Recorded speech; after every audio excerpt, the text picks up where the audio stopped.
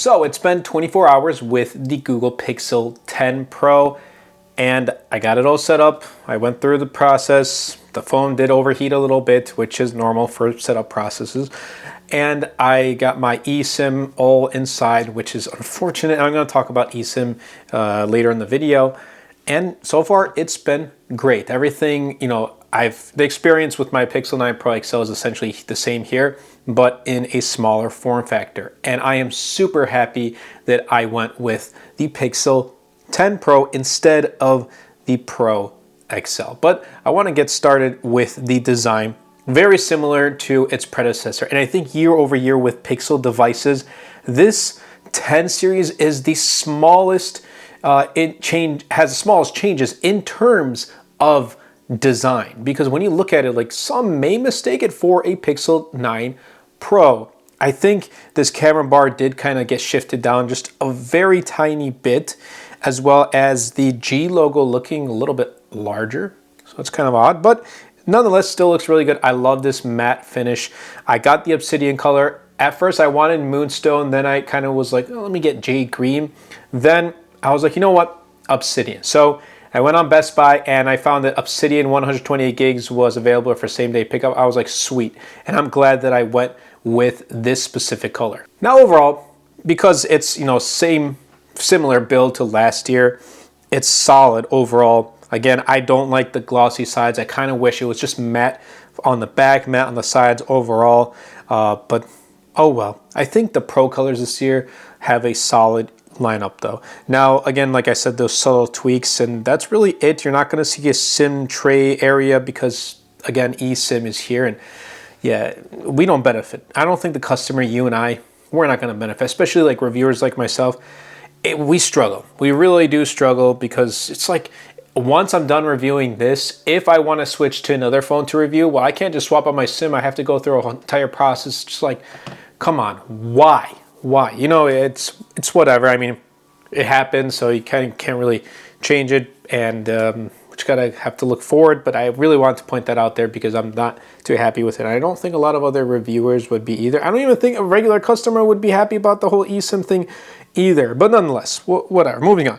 Speakers, I tried them out. They sound pretty good and a little bit louder than I had originally expected too. So that's a plus. Now, I'm no expert on like sound quality and this and that, but it sounds loud. For a phone of this size, I'm happy with it. Display is also really great. It's a 6.3-inch LTPO panel, 120 hertz, very bright and vivid, like 3,300 nits of peak brightness outdoors. So you're gonna get excellent visibility. And overall, it's enjoyable to use. Watching YouTube videos on this so far has been awesome. Now, I would have liked to have seen the anti-reflective coating, display thing come to other devices, but still only available on the S25 Ultra. So maybe next year, Pixel might have it with the 11 Pro and Pro XL, but time will tell. However, this year, it's like, it doesn't have it. Fine, whatever, still gets really bright and the quality itself is great. I throw on a screen protector and I'm rocking a case, and this one is from Thinborn. I'll be leaving a link in the description down below. Really sleek, minimal, aesthetically pleasing, and it's thin, and suggests in the name, Thinborn. And I'm gonna kind of just put it in this way right here. As you can see, there is how it looks, and it does come with a screen protector too in the box.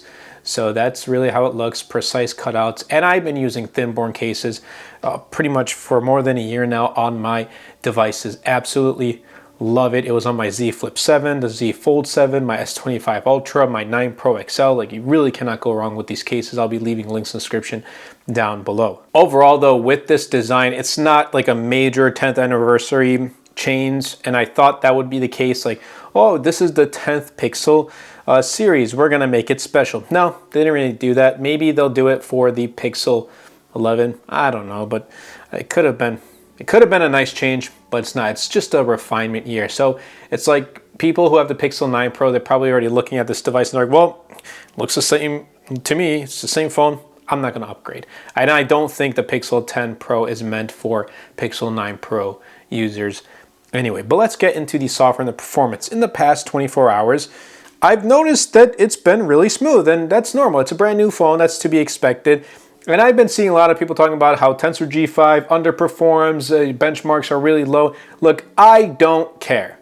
I personally do not care. I'm telling you guys right straightforward. I don't care if this underperforms and performs, some are saying it performs like a mid-range device, like whatever. Does it get the job done? Yes. Some may argue because it doesn't perform like a flagship Qualcomm Snapdragon 8 Elite, it shouldn't be priced at $1,000. Okay, I kind of see that argument there, but in the day-to-day performance, like with past Pixels, I haven't had any issues. This one, same thing so far in the past 24 hours. It hasn't crashed on me. It's been buttery smooth. I changed all my animations to 0.5, and that's just the way I like it. So everyday use, I think, for YouTube, browsing, social media apps, casual things, but also maybe playing games like Clash of Clans, Call of Duty Mobile, you're not going to have any problems whatsoever. Now, for the Pixel AI features, the new things coming with the Pixel 10 Pro series, which I think will slowly trickle down into other, devices in general, I haven't used them at all. I have yet to test them, but I'm excited to try them out. And like I said, the phone only heated up during the initial setup, and that's expected behavior. Like that was bound to happen. Other than that, I never had any problems with this phone overheating so far or getting warm to the touch. So good job in that aspect. But we're gonna see over time how well, if it continues like that or if it does overheat later on. When we get to the cameras, I have to go more into detail about the cameras, but my initial things about Pixel cameras are always positive, and I'm happy that 100x zoom is here. And let's kind of go into the cameras. I gotta change that to just while using app. So there we go. And then we can kind of zoom in more to 100x right there. So I'm excited to try it out, and we're gonna see how well it performs. I've been seeing people talking about how this camera in 100x zoom has better results than the S25 Ultra. So if you guys want to see like a dedicated long form video, let me know. I was already planning on making a YouTube short and a TikTok on that, but if you want to see a long form video on that, let me know in the comments down below. We might get some work done here. So we'll see, but it's the classic Pixel point and shoot excellence, if you ask me. Some may have different opinions and experience that's completely okay.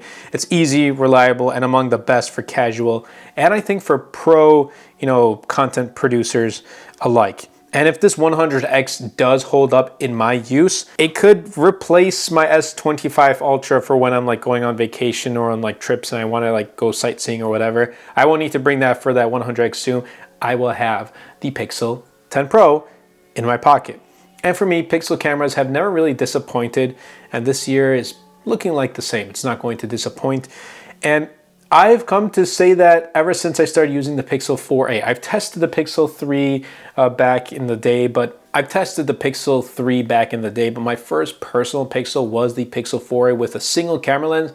And for $350, man, that camera was awesome. I still have the 4a, and I still would use that photo for point and shoot cameras if that was my main phone. If I was not, focused in tech, I would probably just carry that as a second phone just for point and shoot because I really like the results that I got from it. Granted, it's been 5 years since the release of that, but anyway, let's kind of shift away from Pixel 4a and move on into the battery life. We're getting a larger battery here at 4,870 milliamp hours, and the early impressions are looking positive. Granted, I had to charge it and go through a setup process and then, things like that. So I really have to see how well it performs in the next week, the next month, so the phone can kind of learn how my process is throughout the day.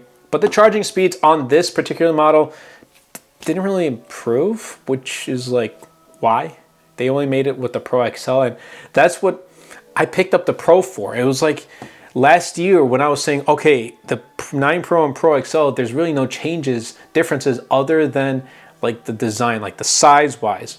This year it's Pixel 9 Pro XL upgrade to the 10 Pro XL, you're getting faster 45 watt charging. You're getting Pixel Snap with 25 watts of charging. It's why is there a limitation? Why can't you just make two of the same phones, one Pro and one Pro XL, have the same features, so I can just choose a more compact Pro phone? I mean, come on.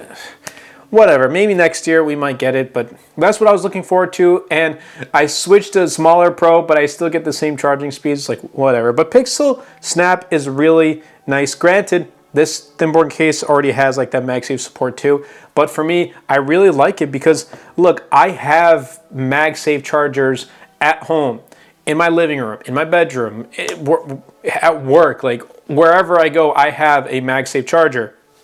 It works out. And if I want to rock this caseless, and usually when I come home, especially like when I'm in my studio, I'm just kind of like, doing some admin work, I'll take off the case and just admire the phone, and I'll throw it on my MagSafe charger. Sweet.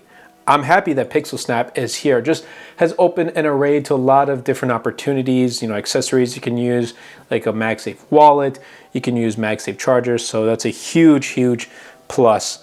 But overall, I think Pixel is going to, 10 Pro at least, is going to do good in the battery department. Now, the pricing and the value, it stayed the same. So no increase, $999, but 128 gigs. For me, like I picked up the 128 gigs.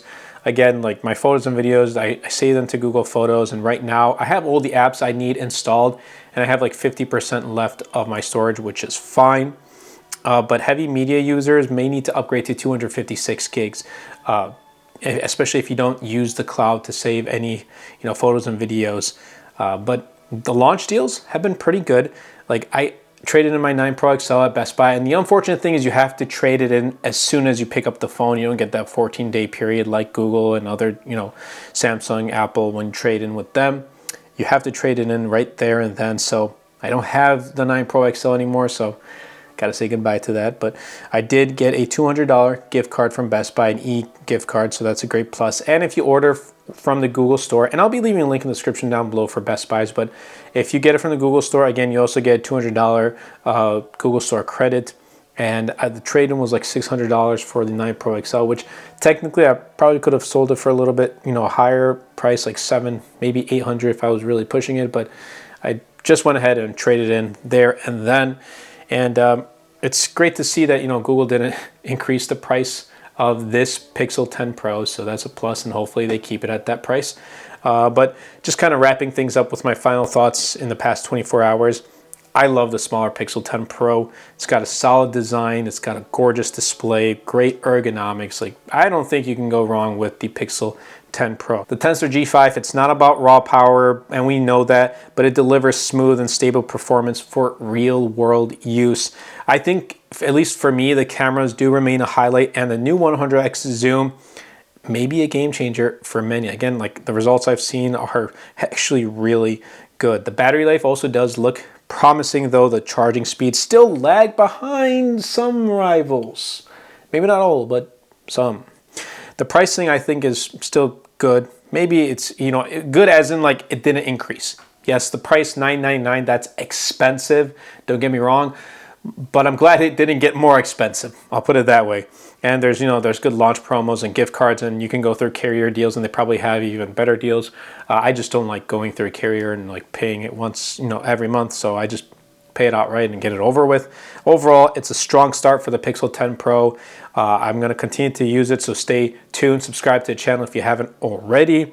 And it kind of has me excited for what's, going to happen with the Pixel 11 series, 11 Pro. I know it's already a year away, but time goes by quick. Before you know it, we're going to be talking about Pixel 11 here on the channel. But I hope you guys did enjoy. If you did, definitely be sure to superman that like button, comment down below, and best of all, share this video because it really does help out the channel out a lot. Will help push my content out to more people. Definitely be sure to check out my latest wallpaper pack. It's called Vintage Flourish.